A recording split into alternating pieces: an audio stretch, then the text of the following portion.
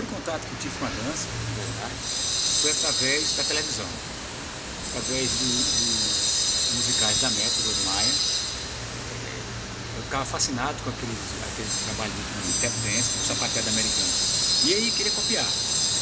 Gene Kelly, Fred Astaire, os Nicholas Brothers, né? E a partir daí eu comecei a ver esses filmes. Também tinha o Elvis Presley, eu achava legal, achava lindo o jeito de ele dançar, e queria copiar o jeito de ele dançar e tal. Então esse foi o primeiro contato visual que eu tive. Lembro assim, muito remotamente, assim, de imagens, de ter visto dança também, a dança do que era dos anos 60 por 70, porque lá no bairro da gente, no começo que a gente morou lá, existia muito um tipo de festa chamada Assustado, que atualmente não existe mais, mas na época era muito popular.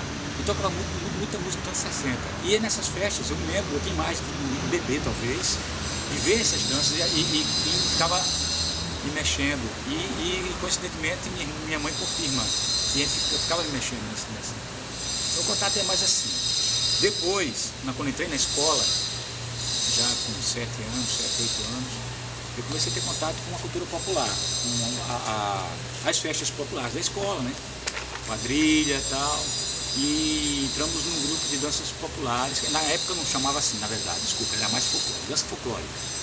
Então, era paparu, era o coco de roda, era camaleão, araruna, né, ciranda, e assim foi. Depois dessa época, assim, aí também teve no final dos anos 70,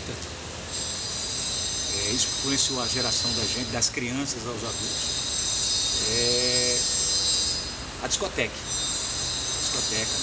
Foi muito popular no final dos anos 70, e isso me encantou também. Eu com minha irmã, a gente começou a aprender a dançar, a gente participava das festas, de concursozinhos da escola e tal. E aí foi, na verdade, o contato mais imediato que eu tive com a dança. Mas a minha paixão começa a se definir mesmo já nos anos 80, no começo dos anos 80.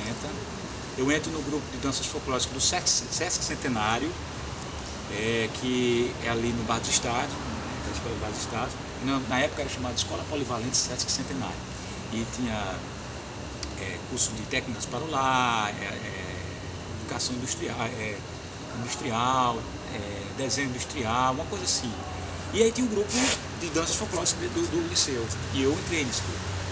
Pronto, aí a partir daí passei a apresentar nesse grupo e tal, até que no fim dos anos 80, no fim dos anos 70 para início dos anos 80, vem um outro fenômeno, vindo de São Paulo principalmente, e da TV também, que é a dança black, soul e o funk, né? Eu me apaixonei de cara para esse tipo de dança. E aí queria aprender. Comecei a me dedicar a aprender, fui para uma festa bem novinho. E aí, a partir de um pequeno desafio, porque eu já dançava um pouco, discoteca e tal. Aí um colega nosso, Valmir, dança isso aí, eu quero ver. Mas assim, eu fiquei apaixonado por aquilo, fiquei encantado pelo espaço. Eu ainda me lembro que um garoto que estava fazendo passo era Joel, era um guri menor do que eu, mas dançava muito, muito. Já tinha elementos acrobáticos na dança e tal. E aí eu, em uma semana, fiquei em casa e comecei a querer pegar, ia pra festa, ficava olhando e peguei e aprendi a dançar. Pronto, daí a chegar o meu contato com a dança de rua em si, né, no início dos anos 80, 82, 83, se deu com a maioria dos jovens no mundo inteiro. Foi a partir de uma reportagem do Fantástico e dos videoclipes que passavam no domingo no Fantástico. Lionel Rich, Michael Jackson, claro. Tem que salientar a importância dele para difundir essa sintaxe corporal que a dança de rua tem, né? E aí começamos a treinar outros movimentos. Naquela época, essa dança chegou para nós como breakdance e todos aprendiam de forma autônoma. Não existia professores, não existia nomenclatura, não existia técnica, fundamento, não tinha nada. Você via as coisas e é aquele encantamento, né? Muitos dos movimentos a gente achava que não eram possíveis, que eram efeitos de cinema ou de câmera. Por exemplo, a gente não acreditava que era possível uma pessoa girar de cabeça como ele girava. ou fazer o que a gente chamava de moinho de vento, o windmill, e os passos do popping, que é aquele backslide. A gente via aquilo ali e achava, que é isso, cara? E a gente começou a buscar, e aí a partir de começar a encontrar esses movimentos no corpo, a paixão se estabeleceu. E daí, de lá pra cá, ficou comigo, até hoje. Minha formação sempre foi basicamente autodidata mesmo. Eu nunca tive professor de dança, a não ser nas carreiras das danças populares, isso nos anos 80, eu falo nos anos 80. Todo o aprendizado que eu tive foi mais da visão. Na segunda metade dos anos 80, quando a febre, porque foi uma época, não sei se você é da sua geração, mas em 83, 84, o break foi um fenômeno no mundo inteiro. Todo mundo queria dançar, papai, mamãe, tia, todo mundo usava luva e tal, ia para as festas, ia dançar, era muito engraçado. Só que era uma dança bem rudimentar, né? Não tinha ainda os elementos da técnica, e não tinha ainda um design muito desenvolvido. Era coisa que a gente via na TV e todo mundo fazia. Então, quando acabou a febre do break, falei assim, não posso esquecer disso. Em 84, vieram 3 filmes para o Brasil. Foi a alavanca para que a minha paixão pela dança de rua se estabelecesse mesmo. Foi o Beat Street, que até hoje, na minha opinião, é o melhor filme que trata da cultura hip hop, o fenômeno da cultura hip hop. O Break Dance, Breaking, aqui no Brasil o nome do filme é Breaking, mas no Brasil foi lançado como Break Dance. E Electric Boogaloo, que era a continuação de Break Dance. Então esses 3 filmes gerou na minha geração um encantamento absurdo. Tanto ao ponto de a gente ir para o cinema, nas sessões de cinema lá do Municipal, era Municipal, e a gente ia da primeira sessão, levava lanche, aliás, ia chegar bem cedo, direto da escola, porque era uma fila que virava a esquina, né, para ver os filmes. E aí a gente ficava de 2h30 até as 10h30, até a última sessão, assistindo, para querer entender, para querer perceber as coisas, porque o negócio era... Eu ficava assim, cara, o que é isso? E juntava o dinheiro do lanche para não comer o lanche, para ir no outro dia de novo. Era assim uma coisa assim, maravilhosa. Assim. A gente dançava na frente do cinema. Né? Então, o Beat Street, Break Dance e Electric Boogaloo mostrou pra gente uma coisa mais complexa dessa dança. Até então, a gente tinha uma noção bem primal do que era o break dance, né? Que a gente chamava de break dance, porque depois a gente acabou descobrindo que não era só isso, era mais do que isso. E a gente percebeu que existiam vários movimentos que ficou assim, caramba, o que é isso? Então como é que faz isso? Como é que tá? E aí, a partir desses filmes, a gente criou um grupo. Eu e mais 3 amigos, não, mais 2, quer dizer. Eu, Fábio e o Dinarte. E aí a gente convidou depois Paulinho para fazer um quarteto. A gente chamou esse grupo de Elétrico, inclusive inspirado pelo filme Breaking, que tinha um grupo nesse filme chamava-se Electro Rock, né? Que dançavam divinamente. Eles tinham um estilo de dança ilusionista, né? E aí a dança que mais mexia comigo, principalmente, né? Essa dança mais a parte a dançar de pé. Eu também gostava de dançar no chão, mas eu preferia dançar em pé. Então criamos o Elétrico a partir disso. O Elétrico, então, depois que em 84, já em 85, quando a febre passa, as pessoas ela começa a desaparecer da mídia, porque todo mundo usava. Teve até uma novela na época, não sei se é lembrado por vocês, mas chamada Partido Alto, que a abertura tinha breakdance, e na novela tinha dançando de break. E em tudo que você aparecia, televisão, propaganda de televisão, cinema, novela, aparecia dança, Silvio Santos, reportagens de programas de televisão e tal. E aí em 85 começa a desaparecer, inclusive nos Estados Unidos. Ele começa a ser proibido lá nos Estados Unidos, porque gerava aglomeração nas ruas, passa a ser proibido, e aí, como foi um movimento de muito consumo, criou-se um consumo muito grande a partir dessa linguagem, aí terminou acabando lá nos Estados Unidos. E como consequência, como é moda, né? Como qualquer moda, passou também em todo canto. E o Brasil não seria diferente. E João Pessoa também. Só que, no meu caso, para mim não era moda. Tá entendendo? Para mim e para algumas outras pessoas. Então, eu queria continuar a fazer aquilo. Eu queria fazer aquilo, mas de outra maneira. Não, vamos treinar, vamos formar um grupo que a gente começa a estudar essa dança, querer aprender essa dança, saber o nome dos movimentos. A gente começou a perceber na época que a gente aprendeu errado tudo, que breakdance é um nome que a mídia deu, entendeu? E aí a gente assumiu, o mundo todo assumiu, mas era, na verdade, o breaking é um dos estilos de dança dentro das danças urbanas que existem nos Estados Unidos, né, que são, sei lá, dezenas, né, de danças. E aí a gente começou a separar, a entender qual era o nome de cada dança. Locking, né? Popping, rocking, breaking. E aí a gente começou a entender que dentro desses estilos, dentro dessa linguagem, tinha técnica, tinha seus criadores, tinha gerações, uma primeira, segunda, terceira geração e por aí vai. E que elas, por incrível que pareça, já existiam, principalmente algumas delas já existiam antes do movimento hip hop e antes do breakdance, já no final dos anos 60, né? Então começamos a estudar essas coisas. Aí o que acontecia? Na época não tínhamos como obter informação precisa. Um dos veículos de informação que existiam nessa época era uma revista alemã chamada Bravo, que a gente comprava essa revista, pedia para traduzir na Espaço Cultural a um professor que ensinava alemão e pedia para traduzir a revista para a gente saber os nomes dos movimentos. E porque era alemão a revista, né? mas era talvez a revista que mais falava sobre cultura hip hop e breaking, em 85, 86, por aí.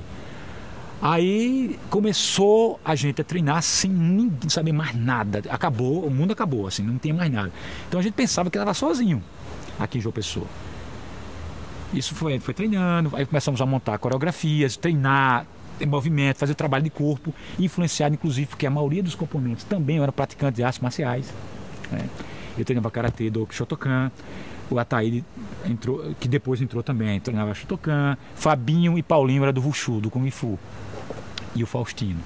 Então as artes marciais também serviu como base para o treinamento físico da gente, já que eu não sabia como é que os caras faziam para treinar lá nos Estados Unidos. A gente não tinha como saber, nem como fazer para fazer os primeiros movimentos.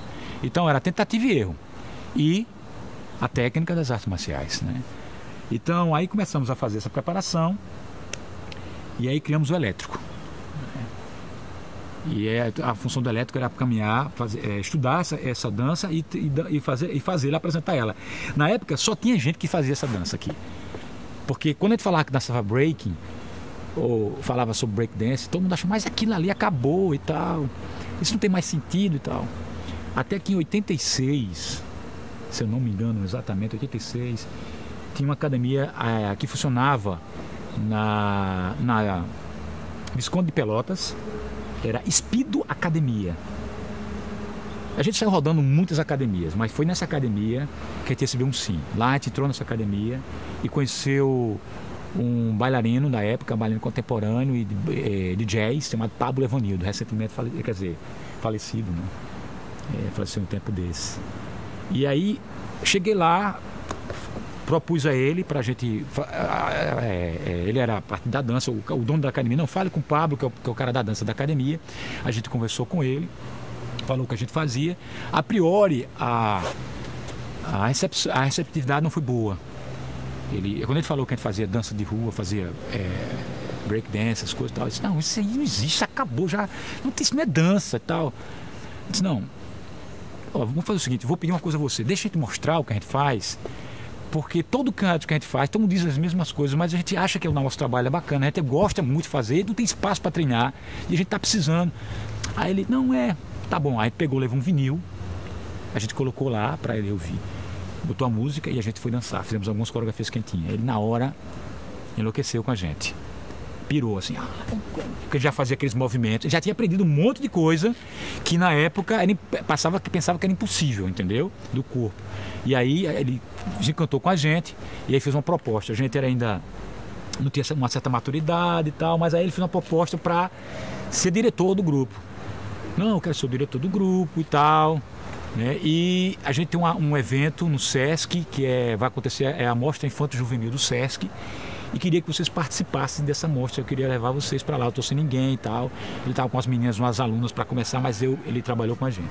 Resultado. Então, a partir daí, a gente começou a ocupar esses espaços que geralmente são ocupados mais pela dança contemporânea, pelo balé e aqui lá pela dança afro e dança popular.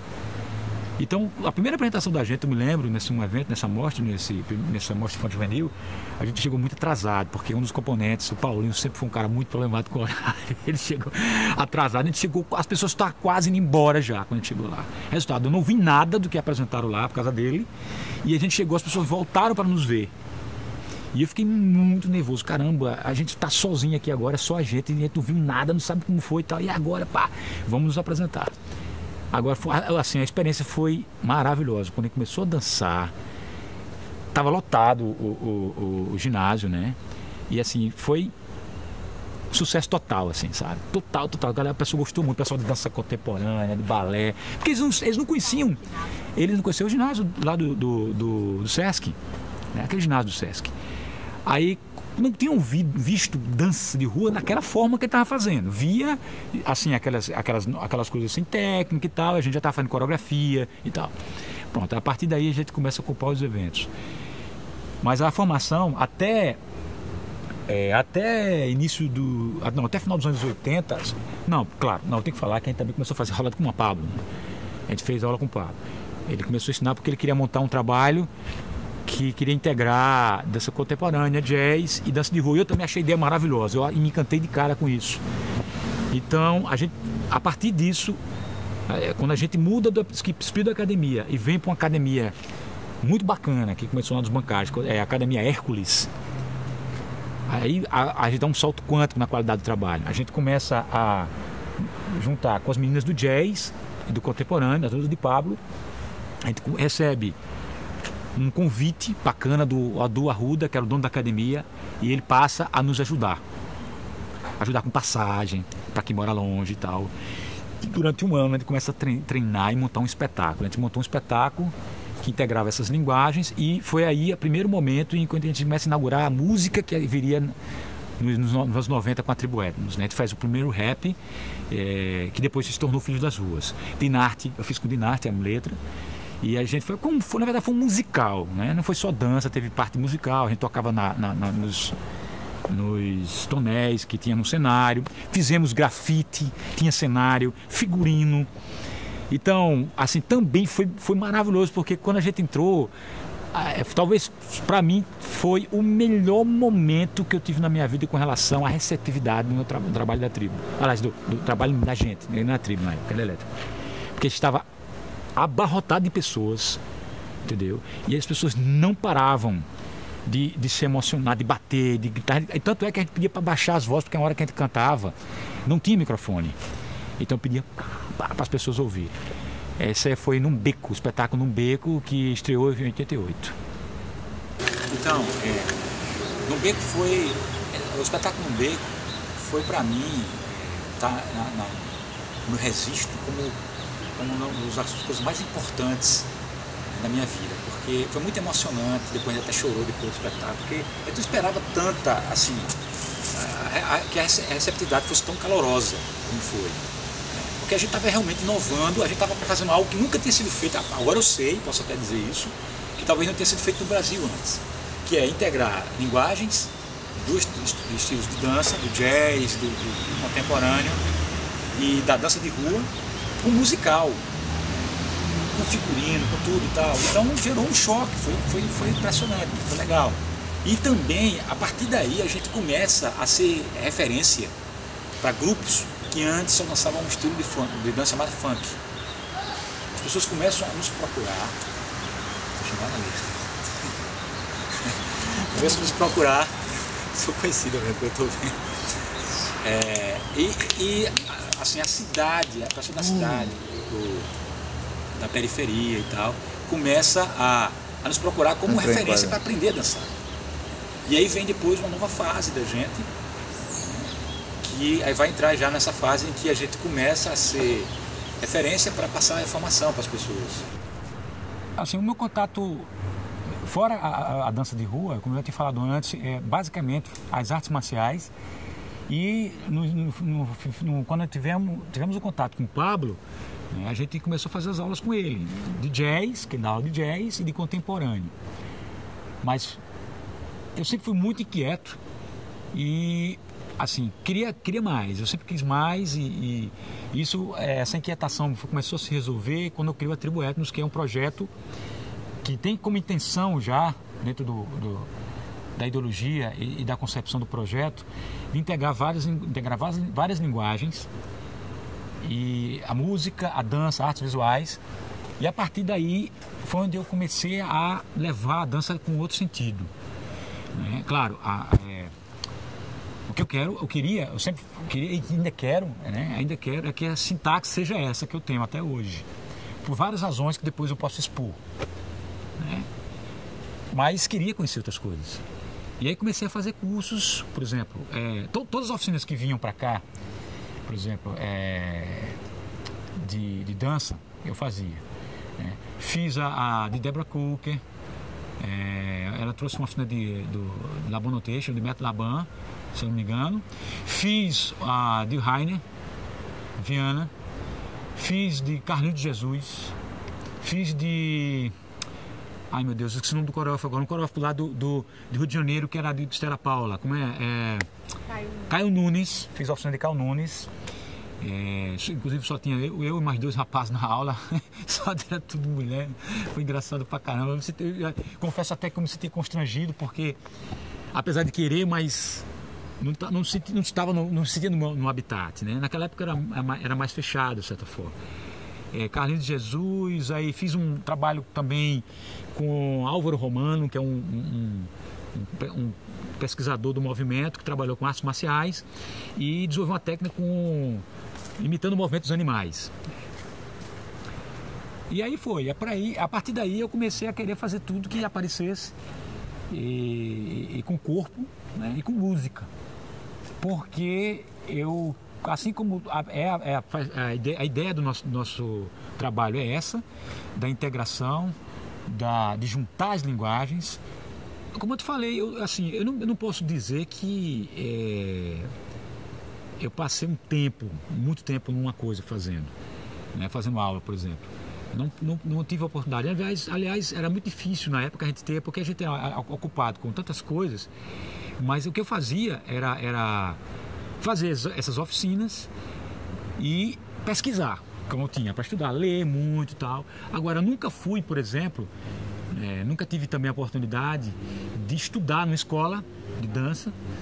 Então, isso tudo veio para mim como referências. Todas as referências, do olhar, até do copiar também, tem que confessar, porque no começo eu comecei a copiar para depois querer ir no meu próprio movimento, né? E na tribo foi que começa, inclusive dentro do próprio sonho, né? Tentei fazer um encontro com o trabalho da Rosa Ângela também, Cagliani. Teve uma época que eu fui até convidado por ela. Não deu certo, né? Também por causa de questões de agendas dela, também meu também. Mas a gente ia fazer ela fazer a história de um soldado. E me chamou para fazer esse material. E eu estava querendo fazer, eu achava assim, eu topava essas coisas, entendeu? Como participei também do espetáculo de Carlos Arão e de Tatiana Rangel, que eu fiz uma performance, eu não lembro qual era o personagem, mas eu usava uma máscara e cowbells, aquelas coisas de vaca, né? Aquela gongué, né? No corpo. Eu participei de umas coisas assim. Agora, a aula mesmo, a formação minha sempre foi, termina sempre sendo pro lado autodidata mesmo. Até na música?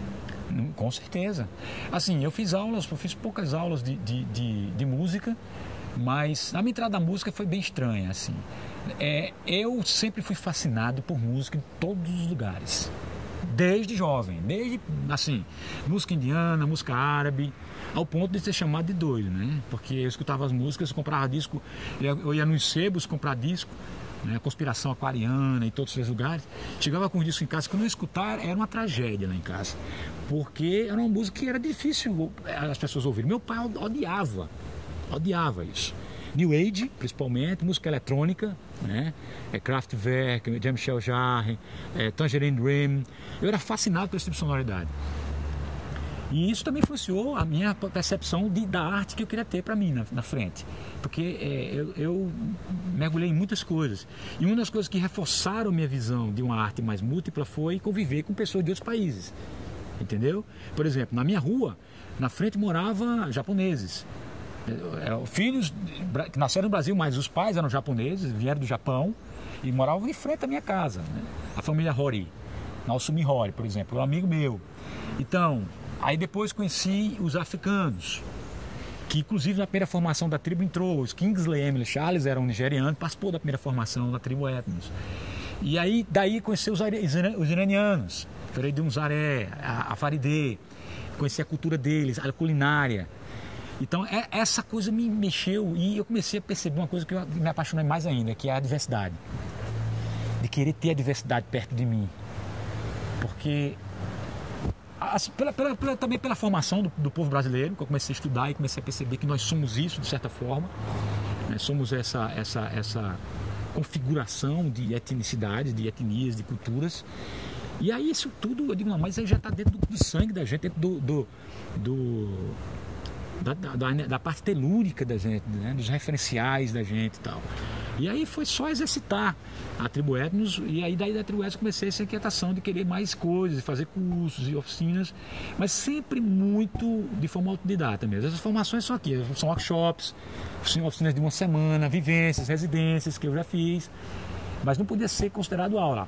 Apesar de, em vários momentos, tendo resposta negativa, de querer ter uma pessoa para trabalhar com a gente. Eu tinha chamado Maurício Germano para dar uma força para a gente, e ele não pôde e tal. Com o Guilherme no Contem Dança, ter uma aproximação. Né? A Lavínia até entrou no trabalho com vocês e tal, do Contem Dança e tal. Então é isso.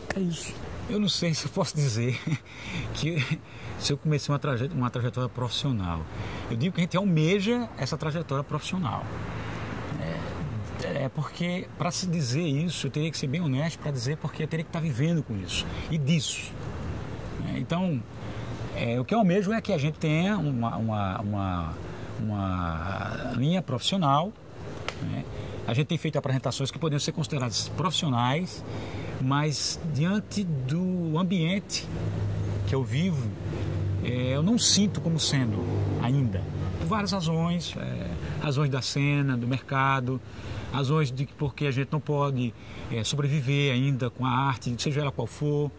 Então a gente ainda está numa certa diletância, mas na inquietação de querer ser profissional.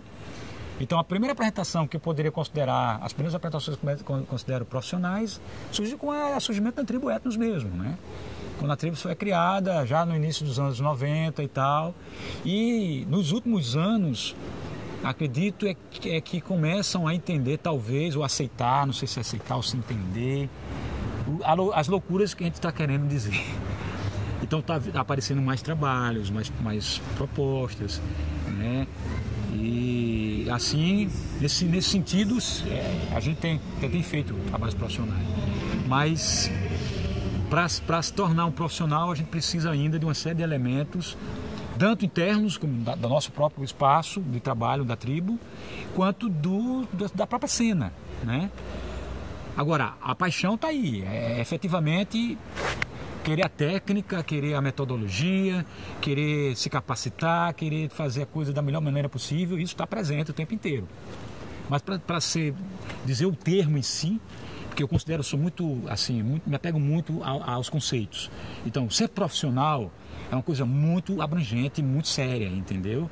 Para você dizer que é um profissional, você tem que estar vivendo com isso e disso. E eu não percebo isso ainda. E nenhum grupo, sinceramente, assim, provavelmente nenhum grupo da Paraíba ainda possa se dizer profissional. Né? Existem artistas que trabalham em profissões com a arte, mas, por exemplo, esteticamente falando, de criação, até alguns grupos de música, como Chico Corrêa, eles têm que fazer outros trabalhos, né, para publicidade e tal, não necessariamente o trabalho de criação para vender. Então é nesse sentido que eu estou falando, compreende? Nesse sentido. Okay. E como tem sido as formas de patrocínio para os trabalhos da tribo Etnos? Você vai montar um trabalho, como é que... Aí que está a coisa mais complicada de todas, né? Durante 22 anos, a gente só teve duas possibilidades de financiamento em relação a projetos nossos, né? E na área de música. O primeiro foi em 93, no edital que foi lançado pelo Estado, para gravação e circulação de música, de discos e circulação de espetáculos de música. Então a gente conseguiu aprovar um projeto da gente que deu as condições para a gente gravar o primeiro disco da tribo, né? E o outro foi numa história muito triste para mim, assim, porque quando eu lembro, foi muito sofrida para mim, que foi o segundo disco, né, que a gente investiu muito dinheiro. Aliás, sempre a gente investe muito, né? Fazia camisas, essa pegada de a gente ter a produção nossa para gerar grana para fazer as coisas, a gente sempre teve. Mas aí nos anos 90, 96, 95, 96, começamos a pensar o nosso projeto, nosso próximo projeto, que era o Medru Avon. E aí a gente começou a fazer camisas e começou a investir dinheiro. Entramos na FAC também, pegamos um empréstimo, investimos uma grana grande para fazer esse trabalho.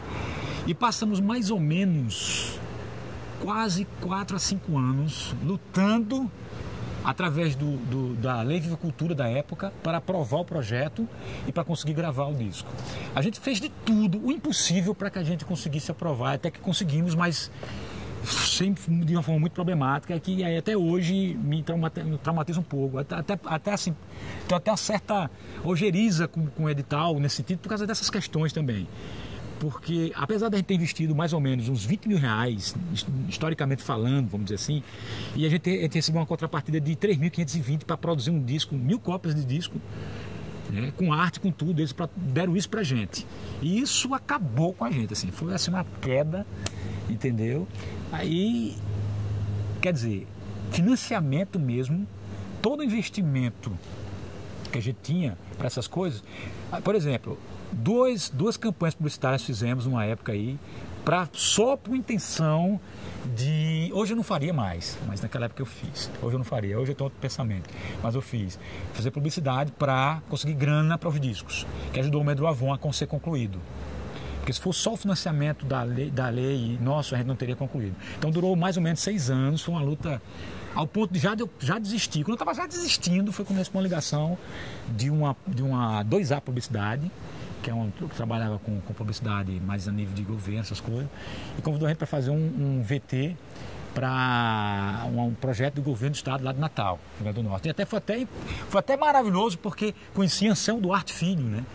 Que era o filho de Anselmo Duarte, foi ele o diretor desse material que a gente fez. Foi um orgulho nisso aí. Nesse ponto eu achei maravilhoso.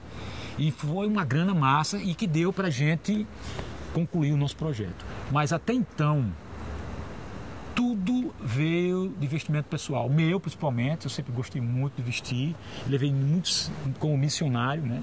As gravações, as produções. E de tempo para cá, os cachês que a gente tem recebido estão nos ajudando um pouco. Compramos material agora, já compramos o linóleo nosso, a gente vai querer comprar um som e está caminhando para a autossuficiência. Mas até, sim, aí resolvendo um pouco essa minha problemática com relação a editais, eu tentei o ano passado participar do Klaus Viana, né? A gente conseguiu até ser classificado e tal, tudo mais, mas não conseguiu aprovar o projeto. Mas também tem razão de ser, porque a gente não tinha muita coisa ainda. A gente tinha pouca coisa. Tinha umas imagens soltas e umas fotografias. Não tinha nada coeso. Não tinha uma ideia. O método ainda estava difuso. Então a avaliação foi concreta e foi correta mesmo deles. E na época do elétrico, vocês recebiam, vocês eram remunerados? Como eu te falei, quando a gente chegou na academia, como se diz, Hércules, a gente recebia uma ajuda de custo para a manutenção do grupo elétrico, que naquela época chamou-se Elétrico Hércules, para estar atrelado à academia. Isso era uma condição, que, evidentemente, que a academia entrasse, né? Então, lanches, figurino, cenário, passagens. Eu não precisaria de passagem porque eu morava nos bancários e academia dos bancários. Algumas pessoas que moravam lá não precisaram disso. Mas a cena mais uma ajuda, para comprar roupa, para comprar tênis, para treinar, mas não salário. Não salário. Então, assim, investimento e incentivo a gente quase não teve até hoje, né? Deve dizer que não teve porque isso aí foi muito difuso, na verdade. Ô, Vande, e quando você começou a coreografar e quando você começou a dar aula, você também dá aula? Coreografar eu comecei desde os anos 80 mesmo, desde 86, 87. A princípio, a gente exercitando cópias mesmo, né? Fazendo, vendo aqueles movimentos do... tem que falar isso, que eu não podia ter esquecido. O que ajudou muito pra gente foi o advento do VHS, do videocassete. Porque o vídeo começa a chegar no Brasil, se eu não me engano, em 85, 86, 87. A gente teve o primeiro vídeo da gente em 86, né? O Fabinho, na verdade, foi que teve. Então, a partir do videocassete, a gente começou a pegar todos os vídeos que, inclusive, não foram lançados no Brasil, outros filmes e outras coisas. Começamos a assistir essas fitas e aí pegar mais material para montar as coisas da gente. Copiando a priori, criando um elemento ou outro, mas geralmente copiando. Então, a gente começa a criar mesmo a partir do Companhia Hércules. Que a gente se junta com o Pablo, a gente pensa, não vamos criar nossas próprias coreografias, né? De locking, de popping, de break, vamos fazer a coisa mais nossa e tal. Então foi a partir daí que eu começo a criar. E quem criava mais coreografias era eu e o Paulinho. Eu e o Paulinho, criava juntos a coreografia. Então a partir daí me dá essa inquietação de trazer movimentos. Nos anos 90, aí eu tento trazer todas as influências que eu recebi, né? Tudo que veio de movimento na minha cabeça, eu comecei a tentar colocar, comecei a fazer coreografia minimalista, né? Dentro do próprio Tribo Etnos já, tem um espetáculo urbanos, a gente já começa a trazer isso para urbanos. Na primeira montagem, não na segunda, mas na primeira, já em 94, aí eu chamei bailarinas para dançar com a gente, até a Tatiana ia participar também, houve problema e tal. Chamei gente de música erudita, chamei a Anja Perazzo, tinha partes que era música ao vivo, e a música gravada da Tribo Etnos. Então a gente fez a música autoral e as coreografias eram todas nossas. Então, resultado também, inclusive, da meu primeiro trabalho como profissional, atuando como professor. Fui convidado pela Clara Jerônimo para dar aula, né, lá na EDEC, na Escola de Dança do Espaço Cultural. E nem queria muito, mas insistiram. A Macários Maia também, que me insistiu a fazer parte do grupo de Macários, do Anarriê. E aí, não, você é o cara para dar aula, cara, não tem ninguém para dar aula, é você que tem que dar e tal, vamos lá. Eu, não dá, bora. Aí fui parado, em 93 comecei a dar aula lá. E o resultado desses trabalhos foi que eu usei essas aulas, né, o resultado das aulas, o aprendizado das aulas, com os alunos. Montei o Naúcha em 93 e o Urbanos em 94. Era gente pra caramba, né? Uma experiência, foi também um momento muito bonito da gente, muito bonito. Envolvia esses jovens, os jovens, a gente treinava muito, aí fazia aula de yoga, fazia outras aulas. Aí tinha aula com o Vilmar, que era professor de jazz lá da EDEC, no mesmo tempo que eu dava aula e tal, e aí vai. Foi aí que eu conheci a Isa também. A Isa fazia aula de balé, de contemporâneo. Ela integra, e a Daniele também, que era da dança contemporânea, que entra no trabalho também da gente, né? É isso, né? Como eu tinha falado também, tem tanta coisa na minha cabeça, sabe? Eu sou fascinado por tanta coisa, com cinema, artes visuais. Na verdade, a primeira arte que eu tive contato foi o desenho, né? E eu queria sempre exercitar essa questão da diversidade em tudo que eu criasse. E com certeza a dança não poderia ser diferente. Então, como a minha base, a minha estrutura corpórea para o movimento é a dança de rua e as artes marciais, evidentemente, é perceptível inclusive essa tônica no que eu faço. E por várias razões. A dança de rua, principalmente, a paixão da dança de rua que eu tive no começo, ela se justificou depois, porque eu comecei a entender, quando eu comecei a mergulhar mais dentro da semiologia, das metáforas, da sintaxe, das danças urbanas, eu comecei a me encantar cada vez mais, porque eu percebi que ali, tá ali dentro daquele negócio, tanta coisa que eu nem sequer imaginava, tanta influência, tanta reiteração, né, que é resultado do nosso tempo, inclusive, é sintomática do nosso tempo, né, do colar, do copiar, do referendar, do reiterar, de juntar. E aquilo me fascinou, porque a forma como ela surge, inclusive, ela surge no gueto, regiões complicadíssimas, né, dos Estados Unidos, dos guetos norte-americanos, onde transitava mais o latino e o negro, né? E o ambiente é um ambiente de alta problemática social, violência urbana, gangues. E aí você começa a ter num ambiente desse, começa a ter uma profusão de linguagens que nasce a partir da violência, né? E que começa a se tornar visual, por causa do grafite, música, por causa do hip hop, a música e tal, do funk, do soul e tudo mais, e vai evoluindo até a música hip hop propriamente dita. A ideologia em si, de dizer que são seres humanos, pessoas que existem, que estão vivas, que querem ser olhadas, que querem ser percebidas, né?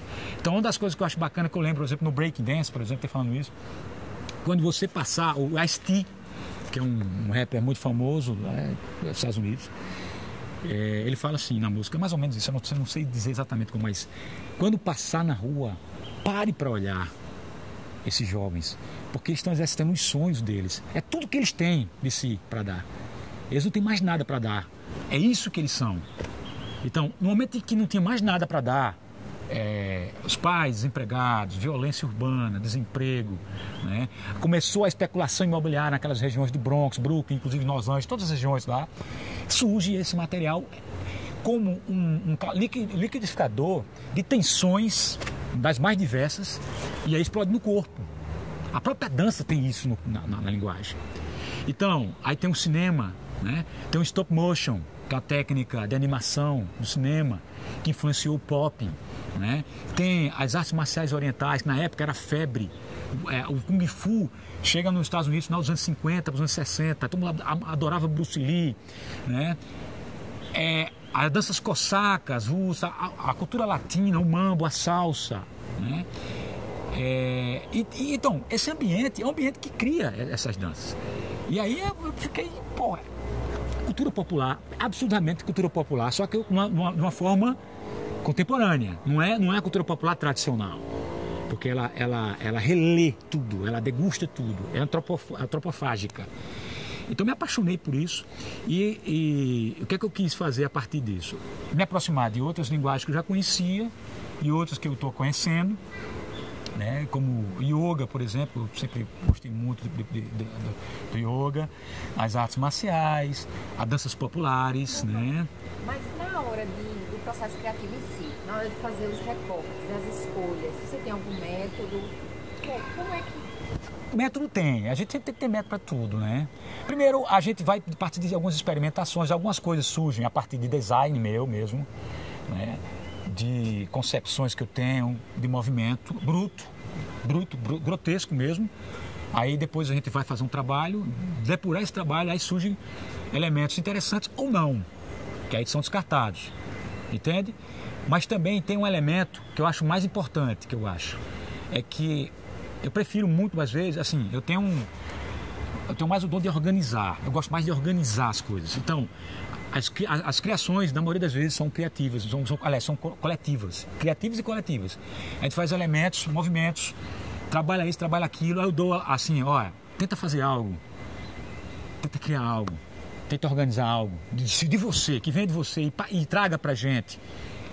Às vezes vem das pessoas, quando eles vêm de lá, ou então no momento de trabalho mesmo. Por exemplo, muitas coisas que do Etnotron tem a colaboração de Bia e de Ali, dos elementos que a gente fez nas aulas dela, que eu vi que eram interessantes, que eram importantes. Não sei se ela já percebeu isso, ela deve ter visto o espetáculo e ela deve ter visto que algumas coisas, alguns gestos que foram criados por eles lá, nas aulas delas, que surgiram e foram interessantes. Não era igual, mas assim, surgiram a partir dali, que foram referenciais também. Então essa é a forma que eu acho interessante de criar, de tentar organizar o movimento, tentando desconstruir inclusive a técnica do popping, os movimentos do popping, né? Do wave, essas coisas e tal, tentar fazê-los de uma forma com temporalidades diferentes, com tempos diferentes, com marcações diferentes, o break também, tudo isso, porque ele tem muita coisa, né? E aí, na minha opinião, assim, é um material que é mal aproveitado, tanto por nós, que faz parte desse espaço, né? Desse grupo, dessa área, dessa linguagem, Assim como também com pessoas da dança contemporânea, do balé, que hoje é que eu estou começando a entender algo que eu já havia entendido há muitos anos atrás.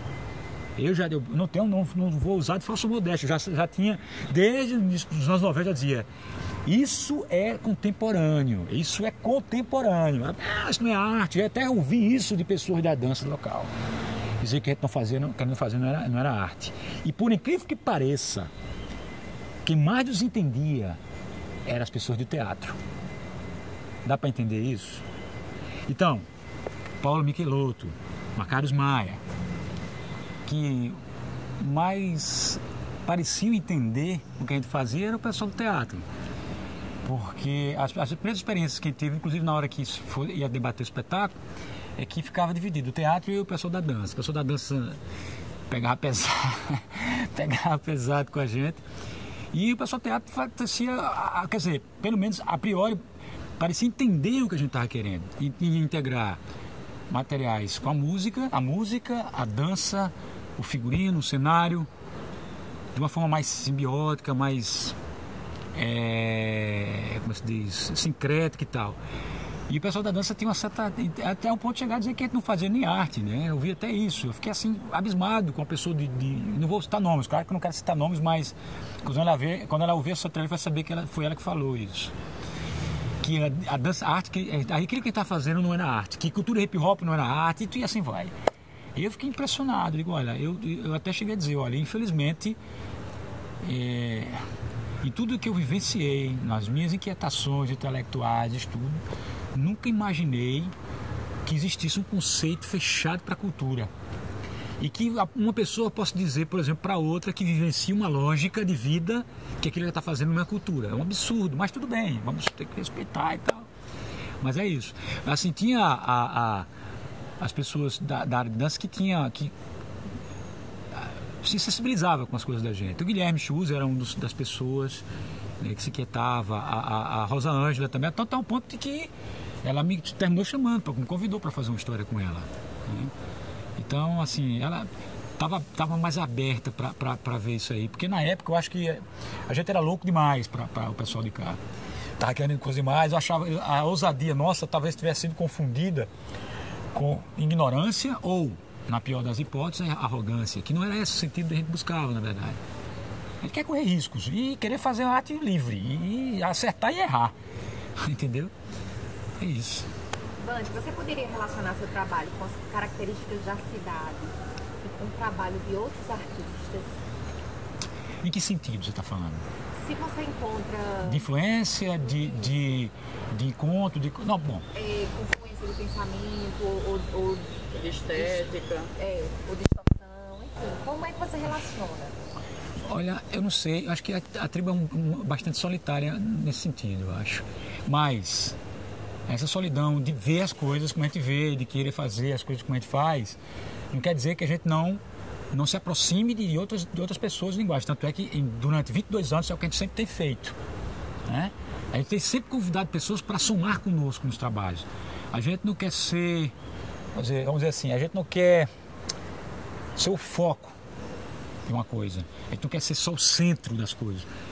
A gente aposta nessa questão de que quando a gente faz uma proposta estética, em todas elas, inclusive, a gente tenta trazer mais elementos de outras pessoas, de outros grupos, nos discos principalmente, no trabalho de música da gente, nos trabalhos que a gente fez, né, a nível de Brasil, por exemplo, para o Balé Brasil, para a música do Brasil, eu consegui integrar na música do Brasil pessoas das mais diversas linguagens. Capoeira, né, ginástica artística, pessoal do coro, Vila Lobos, música erudita, Pintacil, levou a mariola dele para lá, a marimbau, quer dizer, e pessoal da música erudita, o hip hop, a Soraya Bandeira participou também, não como cantora, mas como atriz nesse vídeo. Então é a coisa que eu mais gosto de fazer, é de juntar as pessoas, como no Contem Dança também, eu chamei o Contem Dança para fazer parte, e junto com outros artistas, Guilherme Sem Medo, Didier Gig, para fazer urbanos. Porque é essa forma que a gente vê, é essa forma. Para dizer o recado que a gente tem que dar, não dá para ser solitário. Então, o Tribalo, que é um projeto que a gente já vai desde de 2000 até hoje, sofrendo ainda, vivenciando, que é música e tende a ser música e também tende a ser dança e vídeo e artes visuais, a gente está incluindo muita gente, inclusive pessoas de outros países, entendeu? Para proporcionar essa troca, essa linguagem e ser o elemento principal da nossa estética. Aquilo que a gente quer dizer, por exemplo, a mensagem que a gente quer passar. Então, de citar elementos que vêm da cultura popular, da cultura pop, do erudito até o ancestral, a gente não tem problema com relação a isso. Apesar de ter causado uma série de celeuma. Mas você tá louco, não. Eu não vejo... Eu nunca acreditei nessas catequeses, eu nunca acreditei. Do que os parâmetros são avaliados de cima para baixo, entendeu? Eu não vejo... essa hierarquia é uma hierarquia histórica, uma hierarquia cultural, que vem herdada. Ela não é racional, vamos dizer assim. Ela não é científica. Você não pode dizer, por exemplo, que a música erudita é o suprassumo, ou a arte erudita é o suprassumo da arte. Você não pode dizer. Porque você não vai conseguir provar isso cientificamente. Agora vai elementos estéticos, muitos elementos culturais envolvidos, mas as coisas estão juntas. Desde o ancestral, como a gente gosta de trabalhar a música indígena, misturando com elementos eruditos, a gente coloca tudo no mesmo lugar. Vamos dizer assim. Então, já que a gente está nessa discussão estética, enfim, para a dança ser arte, para você, para a dança ser uma obra de arte, o que ela precisa ter? É uma pergunta muito difícil de responder. Eu acho que eu não teria resposta para isso, não. Eu tenho minha visão, entendeu? Assim, a partir do meu contato com todas as linguagens de arte, que eu gosto de todas elas, eu tenho uma visão. Evidentemente, você tem elementos que podem ser considerados de reprodução, por exemplo, a reprodução industrial, que pode até ser arte também. Mas eu vejo a reprodução industrial como uma ameaça ao criar, porque como ele tende a padronizar.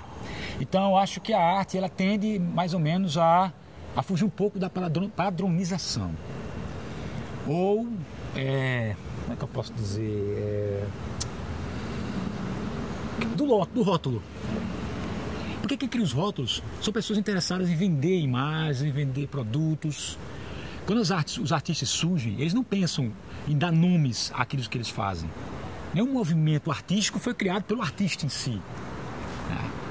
Pode até ter existido, mas não é isso que se pretende. Então, a arte em si é isso. Ela não precisa dos rótulos para ser arte. Então, tem que passar pelo processo criativo. Evidentemente que o processo criativo ele é resultado de uma série de elementos da vida da pessoa, dos referenciais culturais que ela tem, dos contextos históricos, políticos e de tudo que ela vivenciou. E o que é que o artista deve fazer, né? Eu acho que quando ele vai criar. Ele vai talvez reorganizar essas coisas. Que aí provavelmente surge o que chama-se de novo, entre aspas, né? Então é esse aí que eu vejo. Tanto é que às vezes eu digo para pessoas que eu não sou um artista, na verdade, porque eu estou em busca de uma resposta ainda. Na dança que a gente está fazendo, por exemplo, o Ethnotron, eu tento agora buscar mais honestidade, para não caminhar, para não falar demais, vamos dizer assim. Vamos ser honestos com o que a gente quer. O que a gente quer agora? Então, vamos experimentar primeiro, vamos trabalhar, como se diz, um léxico, uma montagem coreográfica, como um laboratório de corpo, para, quiçá, realmente se tornar um método de montagem para trabalhos futuros. Isso é o objetivo do Ethnotron, na verdade.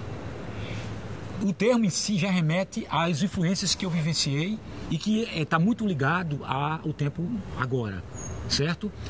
A tecnologia, a migração dos povos, a globalização e tudo mais. Ethnotron, etno de raça, tron da era eletrônica para a digital, a era da informação. O gueto tem a ver pelos referenciais que eu estou trazendo, especialmente virem do gueto, né, da discriminação, da exclusão, entendeu? E tudo isso é experimento mesmo, enquanto experimento. Então, se der alguma coisa, espero que dê. Meu sonho é que a gente consiga, ao longo dos anos, resolver as nossas inquietações, de certa forma, para criar um método e aí a gente fazer espetáculos. entendeu? Mas tendo como referencial aquela história de que eu te falei, a dança de rua, principalmente porque foi aquilo que eu me apaixonei por tudo que eu já tinha falado antes, mas não fechando os olhos para outras coisas, não fechando os olhos para nenhuma outra técnica. A gente pode até usar. Tem outro espetáculo que está vislumbrando assim, já estou brincando, que é tipo reler composições da cultura tradicional brasileira, regravar e fazer esse encontro do digital com a música orgânica, e a dança também é a mesma coisa. A dança de rua com a dança popular, entendeu? É uma quietação que a gente vai ter, inclusive eu acho que daqui a um ou 2 anos a gente já está começando a fazer. As ideias estão sendo escritas já para esse fim. Olha só, enxergando a realidade da gente, assim, eu já tinha falado até sobre isso, sobre a questão dos nossos contextos, né, a falta de ausência de mercado, a falta de uma formação na parte da estética, vamos dizer assim, eu diria. Eu acho que, por várias razões, eu acho que a gente teria de ter uma escada, teria que ter uma base, que não tem, assim. Eu acho que o público, a formação do público é muito importante, né? E a arte mais assim, um elemento mais criativo, mais contemporâneo mesmo, vamos dizer assim, que precisa de mais elementos de linguagem para ser entendido, não pode ser descartada, mas precisa-se, na minha opinião, de estabelecer mais diálogo com as pessoas. Por quê? Porque diante de toda a cultura que nós temos aqui, na falta da carência da educação, as pessoas não leem, não estou falando só ler livros não, estou falando de ler, digo a leitura estética mesmo, ler cinema, ler vídeo, ler música, ler ter os artefatos para poder avaliar as coisas e entendê-las. Entende? Então acho que por causa dessa situação é preciso que os grupos de dança e outros artistas comecem a perceber que antes a gente tem que participar desse processo de construção do entendimento, da compreensão da dimensão da arte de uma maneira mais ampla possível, para não estabelecer para não quebrar esse vínculo nos primeiros momentos que a gente encontra com as pessoas. Eu vejo muito povo mesmo, eu converso muito com o povo. Falo até da gente também, que às vezes, como a gente está meio que cometendo algumas ousadias, né? Algumas heresias para o pessoal, falo do pessoal da cultura hip hop, né? Que me questionou muito, mas isso aí não é dança de rua? Eu disse, não, mas e daí não ser dança de rua? Tem elementos da dança de rua, mas não precisa sê-la, não precisa ser. E assim vice-versa. Mas eu percebo o quanto existe uma carência imensa desse entendimento para compreender onde está esses processos para ela entender aquilo. Então acho que eu vejo isso. Tem muita coisa bacana, nós estamos num momento de muita promessa na área de dança, mas eu acho que ainda falta a gente pensar nesse sentido, a gente discutir isso, sentar os grupos e discutir, gente, nós entendemos como se diz, a inquietação, a busca que nós queremos, mas primeiro a gente vê a realidade que a gente tem e a gente ir amadurecendo e escolhendo um público para aquela coisa que a gente vai mostrar, porque isso também é um problema. Público para certas coisas, certas abordagens, porque não dá para você chegar com um espetáculo extremamente questionador, né, que vai quebrar tabus, que vai chocar para uma população, por exemplo, que é beata. O que é que você quer dizer com isso? O que é que você quer dizer? Provocar ódio?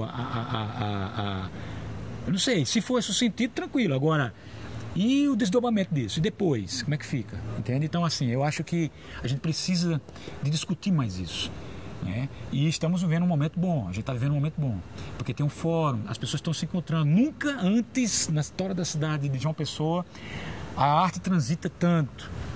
As estéticas, as linguagens, os criadores estão transitando, trocando ideias. É um momento muito promissor. Ô Banco, você poderia citar momentos de efervescência na área de dança aqui em João Pessoa?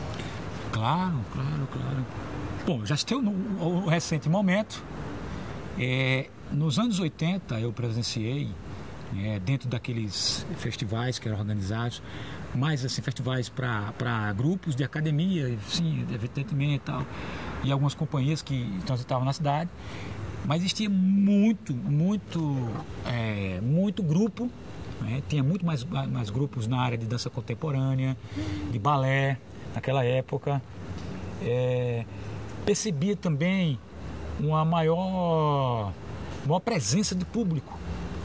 Agora, eu não tenho bagagem suficiente para dizer isso, porque eu não conhecia tudo na época, mas pegando de minha memória aqui, eu acho que não tinha muito ainda, era a questão estética, vamos dizer assim. O estético ainda estávamos vivendo, acho que ali até uma época que estavam vivendo a descoberta da dança, não é? Apesar de ter visto coisas que foram bastante ousadas também. O Guilherme Schultz costumava fazer a Rosa, né? O Nadia Gerilton, o Wellington Lemay, se não me engano.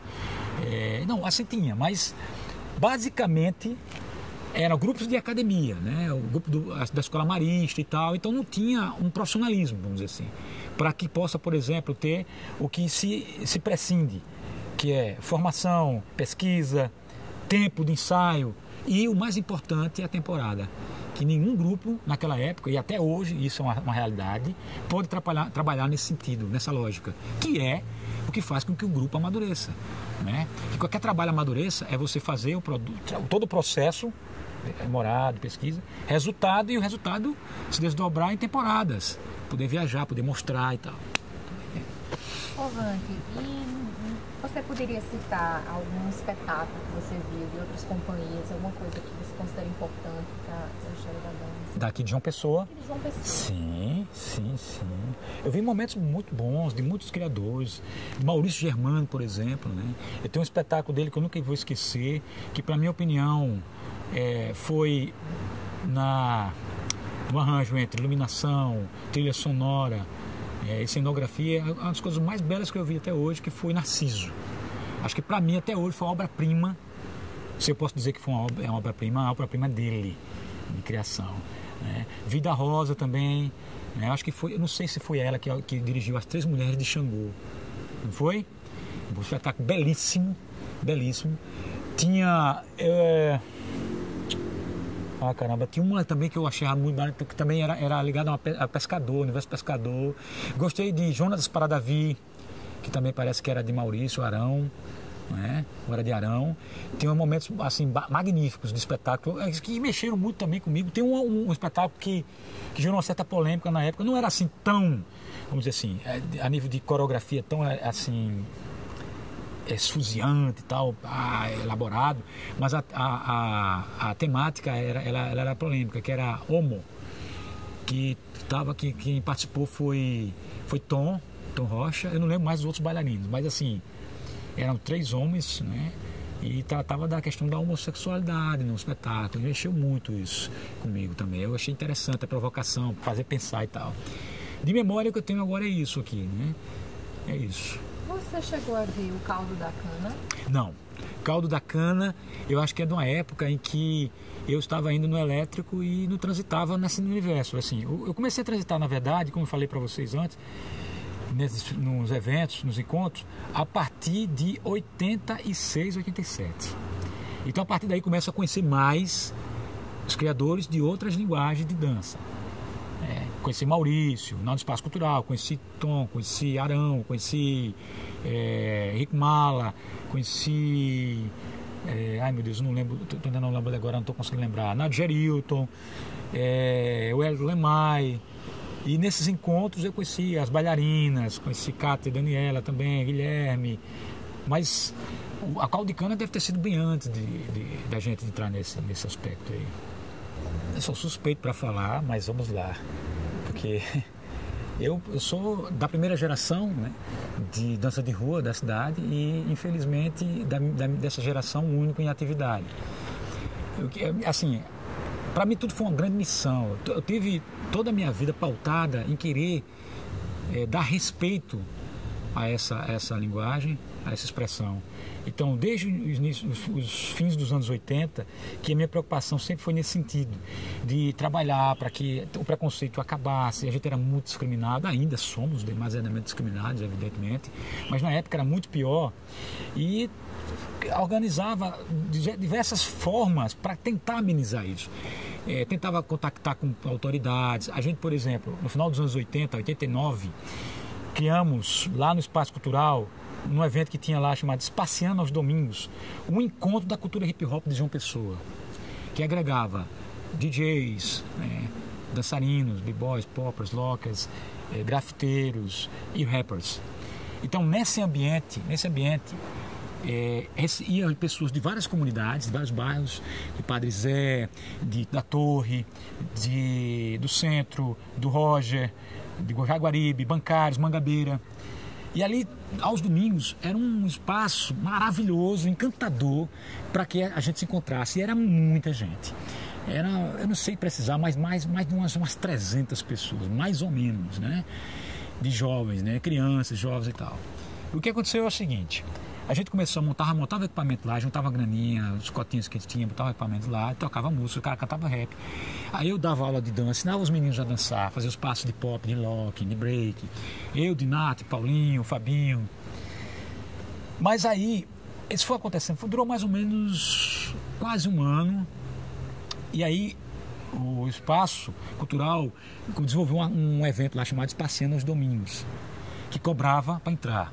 Aí foi o grande problema para a gente, né? O primeiro grande problema, a grande tristeza na minha vida foi essa aí. Porque a gente só tinha esse dia para ensaiar e era lá no Teatro de Arena. E aí eles passaram a cobrar. E o que é que eu fiz para tentar... E foi até pior, inclusive, quando eu fiz isso. Eu organizei um documento, fiz um abaixo-assinado, pedi a assinatura de várias pessoas da área da cultura, já conhecia muita gente, artistas de teatro, de música, até Carlos Arão também assinou e tal. E fui na diretoria do Espaço Cultural, na diretoria de eventos, eu acho, ou na vice-presidência talvez, eu não lembro bem, mas aí entreguei esse documento e o que era a priori era ser bacana para ajudar, piorou a situação. Porque o discurso da pessoa que está no birô foi extremamente preconceituoso e assim ofensivo, né? E dizer que a gente não achava legal porque estava tendo trânsito de gente muito estranha, estavam acontecendo coisas no Espaço Cultural e não sei o que e tal, e a culpa evidentemente era nossa. Então eu acharia melhor não ter nada desse sentido e aí a gente perde esse espaço.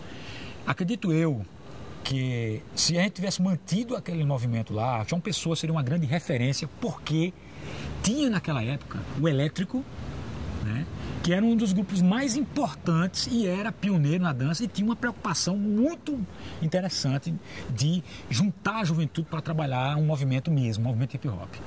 Então veja só o que acontece. A partir disso, dessa angústia, a gente perder esse espaço, a gente... Mas parei para pensar assim, não, a gente não é ninguém, a gente não é nada. Então vamos ter que construir uma história efetiva para ver se consegue mudar isso. Então, até hoje é o que eu venho tentando fazer. Criei a Tribo Etnos nesse sentido, comecei a trabalhar nesse sentido. Sonhei nos inícios dos anos 90 a fazer os eventos de encontro de dança de rua. Nunca consegui, nunca tentava de todo jeito, nunca consegui. O máximo que eu consegui foi eventos lá na Universidade Federal para falar sobre a cultura hip hop, para debater e tal. Só em 2005, esse tempo todinho, foi a primeira vez que eu consegui realmente montar um evento como eu gostaria de ter montado antes, que era fazer uma mostra não competitiva, que eu nunca gostei de competição, para trazer grupos que não têm espaço para se mostrar, né, com som de qualidade, com um espaço de qualidade para mostrar suas coreografias e seu trabalho. E aí eu chamei esse evento de Encontros de Dança de Rua em João Pessoa. Fizemos 7 desses eventos. Começou com grupos daqui e de Remígio, que o Vivarte The Boys foi a primeira vez, o primeiro evento ele já estava aqui, que foi o resultado da minha oficina. Aliás, desculpa, esqueci isso também. Comecei a ministrar oficinas em outras cidades, antes dos encontros, foi onde eu conheci outros grupos, e a partir desse contato, nessa inserção dentro da Paraíba, eu comecei a convidá-los para vir. Aí veio Paraíba, depois no segundo já veio Pernambuco, e do terceiro em diante começou a vir outros estados. Então, na minha opinião, foi o momento mais interessante da dança de rua no João Pessoa, porque a gente começou a ter um trânsito de outros estados, começamos a fazer amizades com outros estados e criou-se uma integração, um fluxo de pessoas e troca na internet e tal e tal, né? Então eu me sinto culpado disso, evidentemente, eu me sinto um dos culpados dessa coisa, mas hoje nós temos, com o advento da tecnologia, das novas tecnologias, né, digital, essa coisa do vídeo, essa coisa da internet, do YouTube, né? Isso também trouxe uma efervescência para a cultura hip hop, aliás, para todas as culturas, né? Eu vejo isso eu vejo no parkour, vejo isso no balé, inclusive, né? Eu nunca vi tanta coisa de balé no YouTube na minha vida, tantos eventos, programas de televisão estão aparecendo, entendeu? Documentários, então, as artes estão num momento bom por causa das tecnologias, mas evidentemente só estiveram porque tinham os processos. O que a tecnologia fez foi mostrar esses processos, que estão acontecendo há muitos anos. Então é isso. Olha, assim, o termo em si inclusive está tendo um debate muito grande aqui no Brasil sobre essa questão, que talvez o termo é um pouco fechado demais, né? Dança de rua. Talvez a dança da rua poderia ser mais exato, mas infelizmente ela chegou a esse termo, porque dança de rua diz que ela é da rua, ela só pertence à rua, né? Evidentemente o cenário de qual ela surge, ela é da rua, das comunidades, das periferias, né? Das festas de bloco e tal, mas ela se cabe como qualquer outra linguagem. Eu acho que uma dança em si ela não deve estar restrita a um ambiente só. E, evidentemente, o que é também uma polêmica que às vezes gera se for pegar a dança de rua, se você trazer a dança de rua para um palco italiano, ou para qualquer palco, qualquer formato, um anfiteatro, essas coisas, perde a identidade da dança de rua? Eu acredito que não. Eu acredito que não, porque os elementos da sintaxe vão estar lá, certo? E outra coisa, hoje em dia a dança de rua está passeando por vários lugares. Tem companhias de dança contemporânea do mundo inteiro trabalhando com bailarinos de dança de rua nos seus espetáculos. Tem companhias que trabalham através de processo de criação, contratam artistas da dança de rua para fazer seus espetáculos. Tem várias. Por exemplo, a Marie Pietra Gala, que é uma bailarina francesa, criadora, coreógrafa, a base dela essencialmente dança de rua, parkour e circo. E trabalha o contemporâneo com isso, a linguagem contemporânea que ela busca, né? Então acho que é importante a gente ter esse entendimento, né, de que não pode perder, por exemplo, a importância de estar lá nos ambientes que eles são, mas também essa liberdade de essa expressão se permitir aí em outros espaços e vice-versa, entendeu? E vice-versa. Uma das coisas que eu coloco muito quando as pessoas chegam para mim e falam: Vante, agora sim, agora vocês estão no caminho certo, porque a dança de rua e tal. Aí eu digo: olha, cuidado com o que você vai falar, porque você está falando besteira. Isso não é verdade. O fato dela estar lá na rua não é melhor nem pior do que o que eu estou fazendo aqui no palco. É outra linguagem, é outra concepção, é outra coisa. A mesma coisa vale para a cultura popular, é outra dimensão. Agora, se, por exemplo, a gente for discutir o aspecto artístico daquilo, a gente pode até discutir se existe ou se não existe, mas a importância é a mesma. Eu vi várias vezes nas ruas, quando eu andei em vários estados, via coisas que eu ficava impressionado com a criatividade dessas pessoas. O único problema que eu vejo, de certa forma, é que não há uma preocupação dentro do universo da cultura do hip hop, de uma maneira geral, em querer entender aquilo de uma outra maneira. Não só a linguagem do embate, da batalha, entendeu? Da competitividade, não é? Da luta, vamos dizer assim, mas do que está por trás disso. E essa é a preocupação que eu trato no trabalho da gente. É essa que a gente traz. O diferencial talvez seja esse. Assim como tem, por exemplo, Discípulos do Ritmo montou um espetáculo, aliás, apresentou um espetáculo ano passado, o Urbanoides, né? Quer dizer, uma releitura, já tinha montado antes, e veio para João Pessoa. É um espetáculo que usa essencialmente as técnicas das danças urbanas: popping, locking, em menor grau, breaking, walking, punking e house, por aí. E não não cedeu para nenhuma outra proposta. Assim, tipo, não misturou com jazz, com contemporâneo, quer dizer, contemporâneo não, porque o espetáculo é contemporâneo. Eu digo assim, ele não precisou fazer isso para ser um espetáculo contemporâneo e de uma clareza absurda. A crítica à sociedade do consumo, do trabalho. Lindo espetáculo, né? Tem inclusive pessoas que não eram da área de dança, que costumam não gostar de dança, estava do meu lado, né? Como o próprio Pedro Osmar mesmo, e disse, uma das primeiras vezes da minha vida, eu vi um espetáculo que tem um sentido. É bonito, é legal, é técnico, mas tem um sentido por trás, a gente consegue entender a mensagem. Claro, ele também talvez não conheça tanta dança, mas é isso que eu estava falando antes. A gente precisa também caminhar nessa contemporaneidade, mas também dar espaço para que as pessoas possam entender um pouco as coisas. E os voos mais altos a gente ia fazendo na medida em que a gente tem um público para receber isso. Senão vai ficar uma coisa meio de contraponto mesmo. Vocês não sabem nada, nós sabemos, isso vocês têm que aceitar porque é bom. E isso me preocupa muito no discurso da arte contemporânea. Entende isso? Assim, eu acho que falta um pouco da coragem de dizer, não, será? Talvez não, talvez não seja isso, talvez seja o contrário. Talvez seja o medo de querer assumir algumas limitações que a gente tem. E aí descamba mais para a filosofia, para a linguagem, né? Às vezes aí um pouco a arte talvez perca. Não sei, eu posso estar falando besteira, mas eu estou começando a perceber cada vez mais isso, na medida que eu estou vendo muita coisa de todos os lugares. Entendeu? É isso. Por exemplo, também precisaria estar falando uma coisa que é importante para mim e vai ser importante também para o trabalho da gente. A partir de toda essa vivência que eu tive com a dança e com o corpo, de certa forma, eu estou pensando em um ensaio que de certa forma vai ser um método também. Eu estou chamando provisoriamente de corpos em trânsito, tendo em vista os processos do qual surgiram a cultura do hip hop e as danças urbanas, né?